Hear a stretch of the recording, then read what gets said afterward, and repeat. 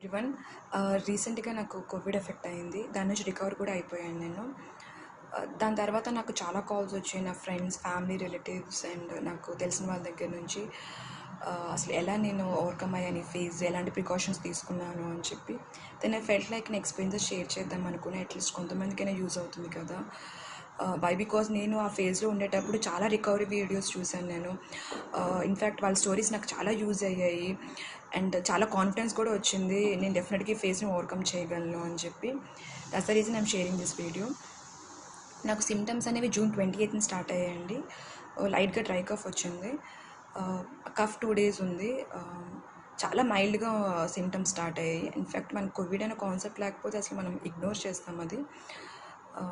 So 2 days తర్వాత third డేని fever start అయింది నాకు. ఫీవర్ వచ్చిన తర్వాత నేను పారాసిటమాల్ వేసుకున్నాను. టెంపరేచర్ కంట్రోల్ అయింది. నేను చదివిన ప్రకారం ఏంటంటే సిమ్టమ్స్ అనేవి గ్రాడ్యువల్గా ఇంక్రీజ్ అవుతూ వస్తాయి అని చెప్పి, day by day different symptoms కనిపిస్తాయని. Then I felt like doctor దగ్గరికి వెళ్దాము, సజెషన్ తీసుకుందాము అని చెప్పి నేను డాక్టర్ దగ్గరికి వెళ్ళాను. సో ఆమె ఏం చెప్పారంటే, సిమ్టమ్స్ అనేవి మీకు చాలా మైల్డ్ ఉన్నాయి, ఇన్ఫ్యాక్ట్ టెంపరేచర్ కూడా కంట్రోల్లో ఉంది. అండ్ బట్ నాకు ఆ టైంలో చాలా నీరసంగా ఉండేది, చాలా వీక్గా ఉండేదాన్ని నాకు ఆ టైంలో. అండ్ హెడేక్గా కూడా ఉండేది. సో ఆమె ఏం చెప్పారంటే లంగ్ ఈసీజీ తీయించారు అండ్ లంగ్ ఎక్స్రే కూడా చేయించారు అండ్ బ్లడ్ టెస్ట్ కూడా చేయించారు. సో 3 చెక్ చేశారు. షీ సెడ్ మీకు అసలు ఎటువంటి ఇన్ఫెక్షన్స్ నేను కనిపించడం లేదు, it might be related to viral. So మీరు 4 to 5 days ఫీవర్ ట్యాబ్లెట్స్ ఇస్తాను నేను. అవి యాంటీబయాటిక్స్ కూడా ఇవ్వలేదు, జనరల్ నార్మల్ ట్యాబ్లెట్స్ ఇచ్చారు. సో 4 to 5 days తర్వాత స్టిల్ మీకు ఫీవర్ కంట్రోల్ అవ్వకపోయినా ఆర్ఎల్స్ మళ్ళీ టెంపరేచర్ రైజ్ అయినా, ఎటువంటి డిఫరెంట్ సిమ్టమ్స్ కనిపించినా సరే ఆమె మళ్ళీ విజిట్ చేయమని చెప్పారు. సో నేను 4 to 5 days యూజ్ చేశాను నేను ట్యాబ్లెట్స్ అవి. సో మల్టీవైటమిన్ ట్యాబ్లెట్ కూడా ఇచ్చారు అందులో. So I think symptoms start అయిన 8th day, 7th day నాకు స్మెల్ రిడక్షన్ నోటీస్ చేశాను నేను. స్ట్రాంగ్ స్మెల్స్ ఏవి నాకు రావడం లేదు, అంటే కంప్లీట్గా రెడ్యూస్ అవ్వలేదు, పార్షియల్గా రెడ్యూస్ అయింది. సో నేను అది నోటీస్ చేసిన తర్వాత వెంటనే డాక్టర్ దగ్గరికి వెళ్ళాను నేను. She said it's a big symptom, మీరు వెంటనే కోవిడ్ టెస్ట్కి వెళ్ళండి అని చెప్పారు. సో నాకు బయట సిచ్యువేషన్స్ చాలా డిఫరెంట్గా ఉన్నాయి, టెస్ట్ రిజల్ట్ అనేది యాక్యురేట్గా కూడా రావటం లేదు. So one of my friends she is working in reputed hospital. So ఆమె నాకు ఏం సజెస్ట్ చేశారంటే సిటీ స్కాన్ చేయించుకోమని చెప్పారు. రిజల్ట్ వెంటనే తెలిసిపోతుంది అసలు లంగ్స్ ఏ లెవెల్లో ఇన్ఫెక్ట్ అయింది ఏంటనేది, అండ్ అసలు ఇన్ఫెక్షన్ ఉందా లేదని తెలిసిపోతుంది అని చెప్పి చెక్ చేసుకోమని చెప్పారు. సో వెంటనే నేను అదే హాస్పిటల్కి వెళ్ళి సిటీ స్కాన్ చేయించుకున్నాను. సో అక్కడ నాకు డాక్టర్ చెప్పారు లంగ్స్లో ఇన్ఫెక్షన్ ఉందని చెప్పి, సో వైరల్ న్యూమోనియా అని. So there high possibilities of Covid అని చెప్పారు. సో దెన్ నాకు కోవిడ్ టెస్ట్కి వెళ్ళమని చెప్పారు. దెన్ నేను కోవిడ్ టెస్ట్కి వెళ్ళాను నేను. చాలా స్పెక్యులేషన్స్ ఉన్నాయి రిజల్ట్ మీద, సమ్టైమ్స్ పాజిటివ్ వస్తుంది, సమ్టైమ్స్ నెగిటివ్ వస్తుంది, రాంగ్ రిజల్ట్ వస్తుంది అని చెప్పి. దట్స్ ద రీజన్ నేను 2 labsలోని శాంపిల్స్ ఇచ్చాను, ప్రైవేట్ ల్యాబ్స్ అవి. అట్లీస్ట్ రిజల్ట్ క్రాస్ చెక్ చేసుకుంటే బెటర్ కదా, యాక్యురేట్గా వస్తుందా లేదా అని చెప్పి. సో సేమ్ డేనా 2 labsలోని శాంపిల్స్ ఇచ్చాను నేను.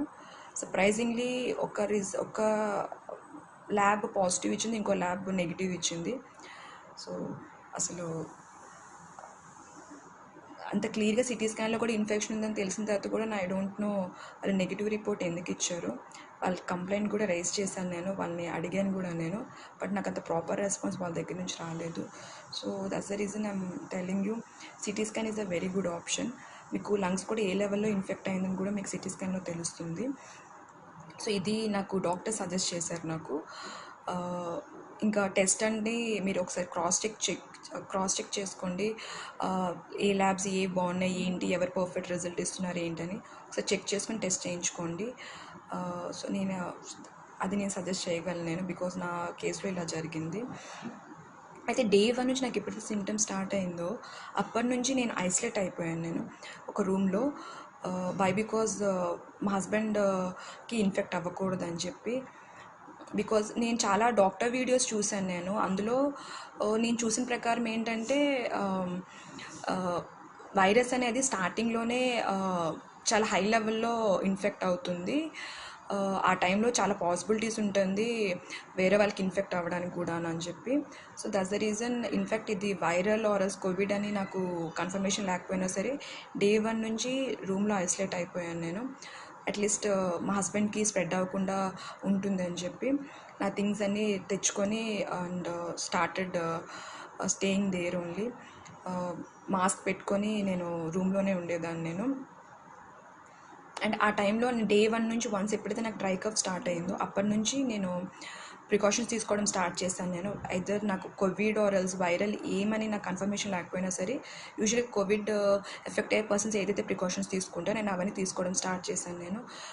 లైక్ హాట్ వాటర్ స్టీమింగ్ అది నేను 3 times డేలో చేసేదాన్ని. అండ్ సాల్ట్ వాటర్తో గార్గిలింగ్ అది కూడా 3 times డేలో చేసేదాన్ని. అండ్ హాట్ వాటర్ తీసుకునేదాన్ని 10 to 15 glasses. ఆ టైంలో మనం చాలా వీక్గా ఉంటాం అండ్ చాలా ఆకలి వేస్తుంది.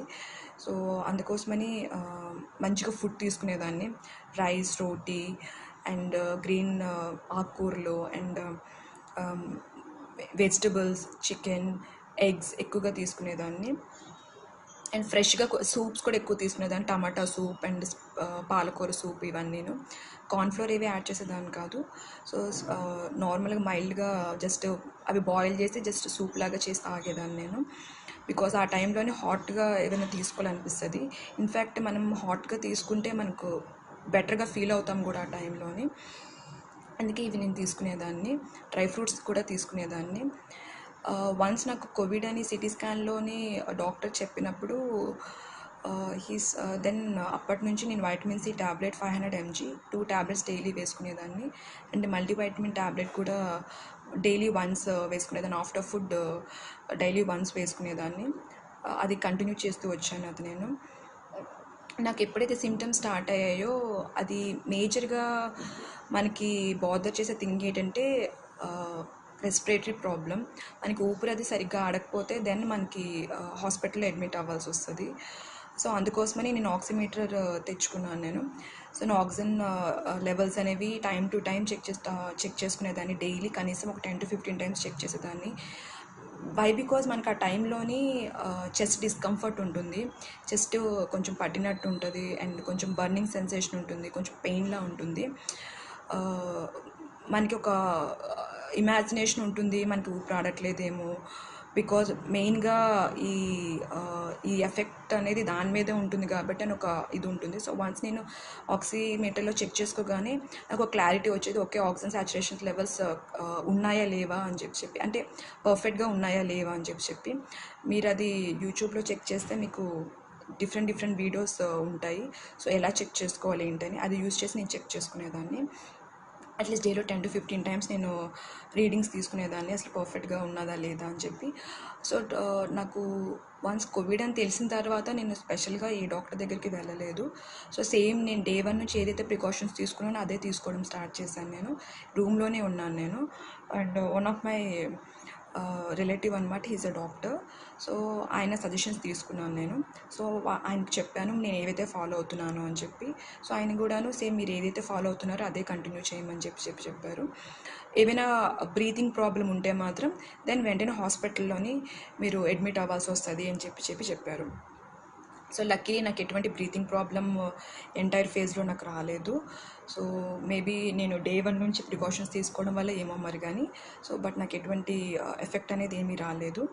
అండ్ వన్ మోర్ థింగ్, నేను డే 1 నుంచి కషాయం కూడా తాగడం స్టార్ట్ చేశాను నేను. అది మనకి లింక్స్ యూట్యూబ్లో దొరుకుతుంది. కాడా అని టైప్ చేయగానే మనకి చాలా వీడియోస్ దొరుకుతాయి. కషాయం కూడా తాగేదాన్ని. అండ్ హాట్ వాటర్లోని లెమన్, హనీ అండ్ సొంటి పొడి ఇది మిక్స్ చేసి ఇది నేను కంటిన్యూస్గా డేలోని 3 times తాగేదాన్ని. కషాయం మాత్రం ఒకసారి తాగేదాన్ని డేలోని. అండ్ మ్యాక్స్ టు మ్యాక్స్ ఆ టైంలోని హాట్ వాటర్ ఎక్కువగా తీసుకోవడం, కొంచెం హాట్ లిక్విడ్స్ ఎక్కువ తీసుకుంటే ఆ టైంలో కొంచెం బాగా రిలాక్సింగ్గా అనిపిస్తుంది, చాలా వీక్గా అనిపిస్తుంది. సో మంచిగా ఫుడ్ తీసుకోవాలి ఈ టైంలోని. అండ్ డెఫినెట్గా నాకు ఈ సిమ్టమ్స్ అనేవి almost 15th day 16th dayకి normal అయిపోయాను నేను. సో ఫీవర్ అదంతా ఏం లేదు ఇంకా. అండ్ ఎనర్జీ కూడా గెయిన్ అయ్యాను. అండ్ నా స్మెల్ ఏదైతే రెడ్యూస్ అయ్యానో అది కూడా నేను కంప్లీట్గా డిటెక్ట్ చేయడం స్టార్ట్ అయింది. అండ్ వీక్నెస్ అదంతా కొంచెం గ్రాడ్యువల్గా తగ్గుతూ వచ్చింది. సో చెస్ట్ డిస్కంఫర్ట్ అండ్ చెస్ట్లో పట్టడం ఇదంతా కూడా తగ్గింది. ఆ టైంలో మనం చాలా రెస్ట్ తీసుకోవాలి. మ్యాక్స్ టు మ్యాక్స్ కొంచెం పాజిటివ్గా ఉంటూ రెస్ట్ తీసుకోవాలి. అండ్ డెఫినెట్గా ఒప్పుకుంటాను, ఈ ఫేజ్ నేను క్రాస్ అయ్యాను కాబట్టి కాన్ఫిడెంట్గా చెప్పగలుగుతున్నాను. బట్ వన్స్ ఇనీషియల్గా కోవిడ్ అని ఇనిషియల్గా డే 1 నుంచి నేను కొంచెం ప్రిపేర్డ్ ఉన్నాను. బికాజ్ నాకు అంత వీక్నెస్ కానీ అలాగా అంత డిస్కంఫర్ట్ కానీ ఎప్పుడూ నేను ఫీల్ అవ్వలేదు. సో నేను డే 1 నుంచి ఇది might be related to Covid అని నేను అనుకున్నాను నేను. సో అప్పటి నుంచి కొంచెం ప్రిపేర్డ్ ఉన్నాను నేను. బట్ వన్స్ కోవిడ్ అని తెలిసిన తర్వాత సిటీ స్కాన్లోని చాలా బాధ అనిపించింది, చాలా డిప్రెస్ అయ్యాను. డెఫినెట్గాను మనం ఎంత చెప్పినా ఈ ఫేజ్ని క్రాస్ చేసేటప్పుడు డెఫినెట్గా కొంచెం టెన్షన్ పడతాం, ఏమవుతుంది ఏంటనేది. బట్ నో వర్రీస్, మనం డెఫినెట్గా క్రాస్ చేయొచ్చు ఈ ఫేజ్ని చాలా ధైర్యంగా. సో ఆ టైంలో డిప్రెస్ అయ్యే టైంలోని సో నేను ఎక్కువగా యూజువల్గా నేను యోగా కూడా 15 minutes అలాగా చేయడానికి ట్రై చేసేదాన్ని. కొన్ని డేస్ ట్రై చేశాను కూడా నేను. బట్ చాలా వీక్గా ఉండేదాన్ని, ఎక్కువ రోజులు చేయలేకపోయేదాన్ని. అండ్ ప్రాణాయామం మాత్రం డైలీ చేసేదాన్ని. అనులోమ్ విలోమ్ ప్రాణాయామం నేను ట్రై చేశాను. నేను ఎవ్రీడే 10 minutes ప్రాణాయామం చేశాను నేను. అండ్ 10 minutes మెడిటేషన్ కూడా చేశాను. వై బికాజ్ ఆ టైంలో మనం మెంటలీ చాలా ఎఫెక్ట్ అయి ఉంటాము. అండ్ సిమ్టమ్స్ కన్నాను ఏం జరుగుతుందనే టెన్షన్ మనలో చాలా ఎక్కువ ఉంటుంది. అసలు ఏమవుతుంది, నెక్స్ట్ డే ఏమవుతుంది, అసలు మనం ఈ ఫేస్ క్రాస్ చేయగలమా లేదా, ఇంకా డిఫరెంట్ సిమ్టమ్స్ కనిపిస్తే పరిస్థితి ఏంటి, అండ్ బయట సిచ్యువేషన్స్ కూడా డిఫికల్ట్గా ఉంది. సో ఇలాంటి టైంలో మనం ఎలా సర్వే అవ్వాలని చెప్పి డిఫరెంట్ మన కన్ఫ్యూజన్స్, టెన్షన్స్ వస్తాయి. సో బట్ ఏమీ టెన్షన్ లేదు, మనం డెఫినెట్గా ఓవర్కమ్ అవ్వగలం. బికాస్ గుడ్ థింగ్ ఏంటంటే రికవరీ రేట్ చాలా హై ఉంది దీనికి. సో బట్ ఆ టైంలో మనం ప్యానిక్ అవ్వద్దు అనేసి డెఫినెట్గా అవుతాము. But just be strong.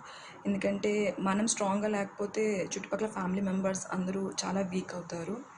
And luckily మా హస్బెండ్కి కోవిడ్ ఎఫెక్ట్ అవ్వలేదు. సో ఆయన టెస్ట్ నెగిటివ్ వచ్చింది అండ్ ఆయనకి ఎటువంటి సిమ్టమ్స్ కూడా ఏమీ లేవు.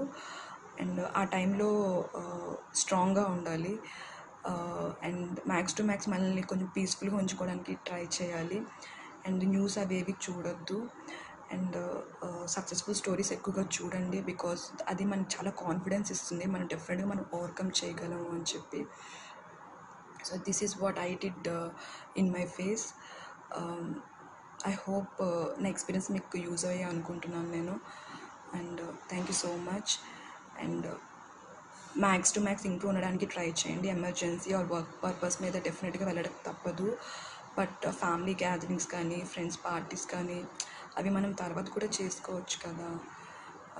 వై బికాజ్ ఈ వైరస్ అనేది ఎలా స్ప్రెడ్ అవుతుందో మనకు తెలియటం లేదు. అండ్ ఇప్పుడు తర్వాత స్ప్రెడ్ అయిన తర్వాత ఈ ఫేస్ క్రాస్ అవ్వడం అనేది కొంచెం డిఫికల్ట్గా ఉంటుంది, ఎమోషనల్గా కొంచెం. సో సిమ్టమ్స్ వీటన్నిటికన్నా ఎమోషనల్గా కొంచెం ఎఫెక్ట్ అవుతాము. సో ఇలాంటి ఫేస్ తెచ్చుకోవడం ఎందుకు. So it's a big life, మనం తర్వాత కూడా మీట్ అవ్వచ్చు, తర్వాత కూడా మనం పార్టీస్ చేసుకోవచ్చు, గ్యాదరింగ్స్ గట్రా చేసుకోవచ్చు. సో బికాజ్ మన ఇంట్లో మన ఓల్డ్ ఏజ్ పీపుల్ ఉంటారు, సో ఓల్డ్ పీపుల్ ఉంటారు, సో పెద్దవాళ్ళు ఉంటారు, వాళ్ళు ఎఫెక్ట్ అయ్యే ఛాన్సెస్ కూడా ఉంటాయి. సో నేను చూసిన ప్రకారం అన్ని ఏజ్ గ్రూప్స్ కూడా సక్సెస్ఫుల్గా క్రాస్ చేస్తున్నారు ఈ ఫేజ్ని. సో ఎటువంటి టెన్షన్ ఏమీ లేదు. బట్ డే 1 నుంచి మనం ప్రికాషన్స్ తీసుకోవడం స్టార్ట్ చేయాలి. ఇది నా ఎక్స్పీరియన్సెస్లో నేను నేర్చుకున్నది. డే 1 వన్స్ మనకి ఎప్పుడైతే కొంచెం నీరసంగా అనిపించినా, ఇలాంటి సిమ్టమ్స్ స్టార్ట్ అయినా సరే వెంటనే మనం ప్రికాషన్స్ తీసుకోవడం స్టార్ట్ చేయాలి. సో స్టార్ట్ చేయగానే ఐ ఫెల్ట్, బికాస్ ఇనిషియల్ స్టేజ్లోనే చాలా ఎక్కువగా ఉంటుంది దీని ఎఫెక్ట్ అనేది. సో అప్పుడు మనం కంట్రోల్ చేయగలం usually. Because I saw couple of videos of కొంతమంది డాక్టర్స్ వీడియోస్ కూడా నేను చెక్ చేశాను. ఇన్ఫ్యాక్ట్ వాళ్ళు కూడా ఇదే షేర్ చేశారు. So this is about it. And I hope నా ఎక్స్పీరియన్స్ మీకు యూజ్ అయ్యే అనుకుంటున్నాను. And one more thing, Covid చుట్టుపక్కల ఎవరైనా ఎఫెక్ట్ అయినా ప్లీజ్ వాళ్ళకి హెల్ప్ చేయండి. బికాజ్ ఈ ఫేజ్ అనేది ఇప్పుడు మేము ఫేస్ చేసాము అండ్ సిచ్యువేషన్స్ ఇంకా పెరుగుతూనే ఉంది కానీ కంట్రోల్ అవ్వట్లేదు. సో మీలో ఇంకెవరైనా ఈ సిచ్యువేషన్స్ ఫేస్ చేయొచ్చు, there are high possibilities. So ఇది ఒకరికొకరిని సపోర్ట్ చేసుకుని మనం ముందుకు వెళ్ళాలి. బికాజ్ ఆ టైంలో చాలా ఎమోషనల్గా వీక్ ఉంటారు. సో ఫిజికల్గా వీక్ ఉంటారు, ఎమోషనల్ కూడా వీక్ ఉంటారు. సో వీలైతే హెల్ప్ చేయండి ప్లీజ్, హర్ట్ అయితే చేయొద్దు. And thank you so much. And stay strong, stay happy and stay safe.